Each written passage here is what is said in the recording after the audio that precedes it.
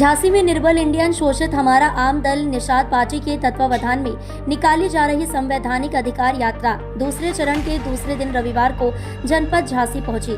Nishad party के राष्ट्रीय अध्यक्ष एवं उत्तर प्रदेश सरकार के कैबिनेट मंत्री मत्स्य विभाग डॉक्टर संजय कुमार निषाद के नेतृत्व में जनपद में यात्रा के पहुंचने पर हुआ भव्य स्वागत। डॉक्टर संजय निषाद ने स्थानीय सर्किट हाउस में पत्रकारों से वार्ता करते हुए कहा कि पहले देश अंग्रेजों के संविधान से चला था, पर आज हमारे संविधान में सबको समान अधिकार दिया है और अब देश के अधिनियम से चलता है। उन्होंने कहा, देश को आजाद कराने वाले मछुआ समाज को आज आरक्षण के लिए लड़ाई लड़ना पड़ रही है। उन्होंने कहा, केवट मल्ला माझी को पिछड़ी जाति में डाल दिया है, मछुआरों के अधिकार छीन लिए गए हैं, जबकि आरक्षण में छेड़छाड़ करने के लिए हाई कोर्ट द्वारा पाबंदी लगाई गई है। हाई कोर्ट ने 21 दिसंबर 2016 को संविधान में संशोधन कर इन 3 जातियों को अनुसूचित जाति का प्रमाण पत्र देने के लिए आदेश भी पारित किया है, परंतु अभी तक उस पर अमल नहीं हो पाया। राज्यपाल द्वारा भी आरक्षण संशोधित किया जा चुका है, परंतु अभी भी 9% आरक्षण ओबीसी में शामिल है, जिसे एससी में लाने के लिए हम अपनी लड़ाई लगातार लड़ रहे हैं। समाजवादी पार्टी ने मछुआ जाति के साथ छलावा किया। समाजवादी पार्टी चाहती तो जब उनकी सरकार थी इन सभी जातियों को उस समय एससी में शामिल कर आरक्षण देती, पर पार्टी की मंशा ठीक नहीं थी। आने की यात्रा निकालने की आवश्यकता क्या है? अरे आवश्यकता खोज की जननी है, ये दूर सत्य दुनिया का है कि अगर हम आवश्यकता है तभी खोज हुआ है। इसकी आवश्यकता इसलिए है कि संविधान समस्याओं का समाधान है। संविधान से देश चलता है, उसमें अधिनियम है। उस अधिनियम का अधिसूचना जारी करते राष्ट्रपति, राज्य में राज्यपाल अधिसूचना जारी करते हैं उस संविधान के मुताबिक। लेकिन संविधान के मुताबिक दिल्ली लोक में उसमें एक अनुसूचित जात अधिनियम है, जिसमें अनुसूचित जात की 66 सूची उत्तर प्रदेश में। ऐसे 66 सूचियों में वह सूची जो है वो जाति की नहीं है, बल्कि जाति के समूह की है। ऐसे जातियों के समूह की जो सूची है, वैसे उस सूची के मुताबिक जो 66 समूह हैं, उस 66 समूहों में सभी लोगों को इस तरीके की व्यवस्था दी गई है कि वह सारे लोग जो 66 समूह है उनको शिक्षा, स्वास्थ्य, रोजगार, मान सम्मान, स्वाभिमान उस अधिनियम से अलग से सुरक्षा है, क्योंकि वो निचले पावदान पर मतलब नीचे सूचित मतलब सूचित किया जाएगा। जाति में नीचे, धर्म में नीचे, पैसे में नीचे, शिक्षा में नीचे, बुद्धि में नीचे, घर द्वार सब जगह अपमान सहने वाले लोग हैं। ऐसे में लेदरमैन, वाशरमैन, फिशरमैन, तो लेदरमैन वाशरमैन को तो मिलता है बेचारे, फिशरमैन फिसल गए, उनको फुसला लिया पौआ पिला के। तो जब से मैं आया हूँ झुआ भरवोट जो पौआ पीता था वो पार्टी का झंडा उठा लिया। तब इनका कहना है संविधान में जो मिला हुआ है जो है, जिसके सहारे अगर लेदरमैन वाशरमैन का विकास हो गया, वो सम्मान प्राप्त कर रहा है, तो निषादों में क्या दोष है उत्तर प्रदेश के? उन्हें वो क्यों नहीं मिल रहा है? ये छीनने वाले को अगर सत्ता से हटा दिया, कांग्रेस सपा बसपा छीनने वाले थे, क्योंकि उत्तर प्रदेश में एक नया अधिनियम बना दिया, मतलब गैर संवैधानिक। भाई संविधान तो बड़ा है, अब यहाँ लिख दिया कि केवट मल्ला है पिछड़ी, कश्यप कहार पिछड़ी, इनके लड़के खाएंगे खिचड़ी, अब कुछ नहीं इनसे उखड़ी। तो आप कैबिनेट में हैं, मैं बता रहा उसी वहीं जा रहा हूँ। तो जब उसे हमने आंदोलन किया 7 जून 2015 में राष्ट्रव्यापी, प्रदेश व्यापी, तो उसमें वह आनंद फानंद में सफाई सकते में कहीं जेल न हो जाए, कहीं हमारे खिलाफ पूरी जनता ने आ जाए कि बहुत गलत फैसला हो गया।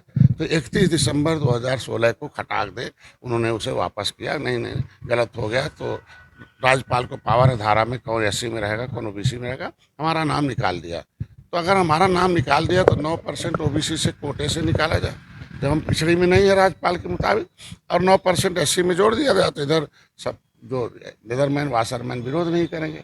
तो जिसको लेना है वो जाएगा, तो जिसको दवाई खाना है, गरीबी एक बीमारी, आरक्षण उसकी दवाई है, तो जिसको आरक्षण लेना है दवाई तो खाइए। कि हमें आइए ये दवाई मिला है, तो मैं डॉक्टर हूँ, एक्सरे करके उनको बता रहा हूँ कि सोच बदल दो, और सोच बदल कर संवैधानिक सोच ला दो, और संविधान में अधिकार तुम्हारा है, लेने की सड़क पर आ जाओ। जिस तरीके से दलित भाइयों ने लिया, धोबी भाई, पासी भाई लिया, उसी तरीके से आप भी ले लो। तुम्हारे रुकावट वाले नेताओं को हटाओ और तुम्हारा आरक्षण दिलाने वाले जो नेता हैं उनको वोट देकर सदन में भेज कर। एक और बात आ रही है, आपके खुद बयान आ रहे हैं कि 200 सीटों पर 27 में धोबी भाई, पासी भाई लिया, उसी तरीके से आप भी ले लो।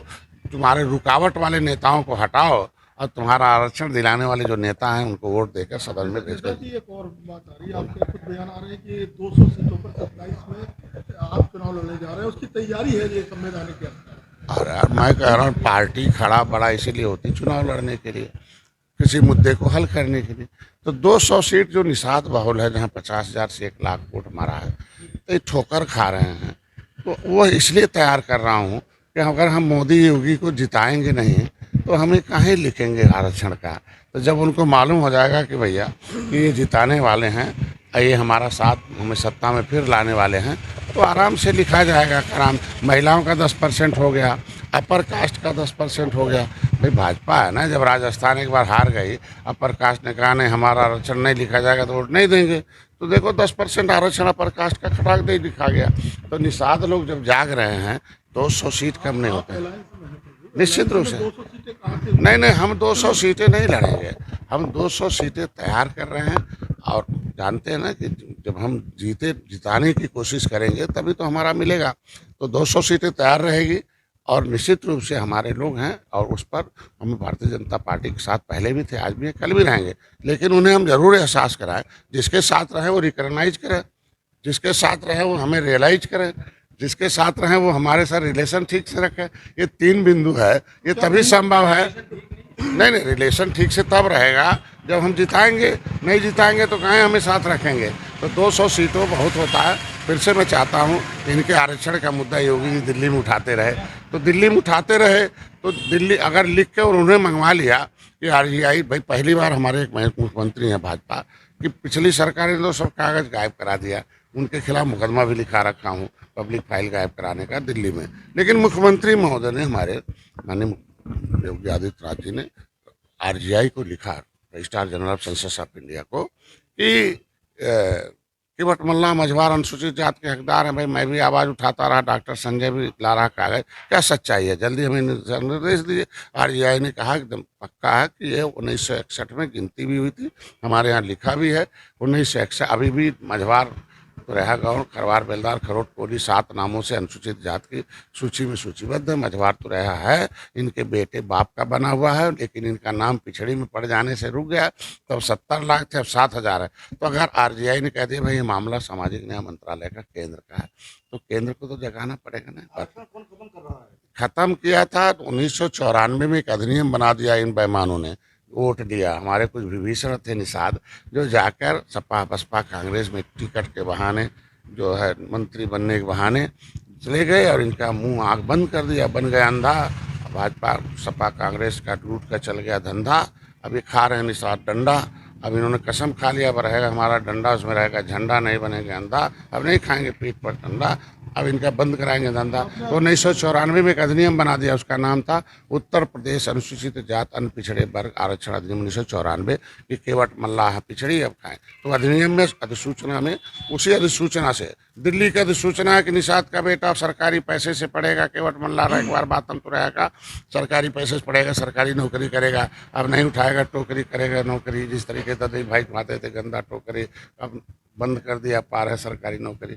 इनकी माँ बहन बेटी की इज्जत सुरक्षित थी, सुरक्षा छीन लिया, इज्जत का जो संविधान में मिला हुआ हक था छीन लिया।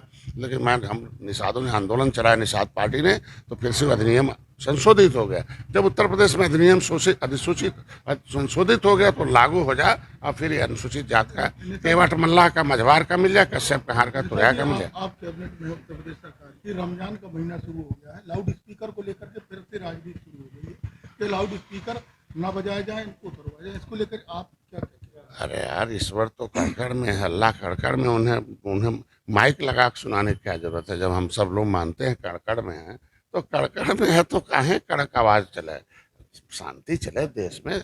बच्चा पढ़ने लिखने का समय है ना, ये लाउड स्पीकर बजा के क्या डिस्टर्बेंस होता है। हम कहते हैं न्यायालय ने ऑर्डर कर रखा है, ये ध्वनि प्रदूषण है, क्या चाहते हैं भगवान तो शांति देने के लिए कहा, बीमारी देने के लिए तो नहीं कहा है।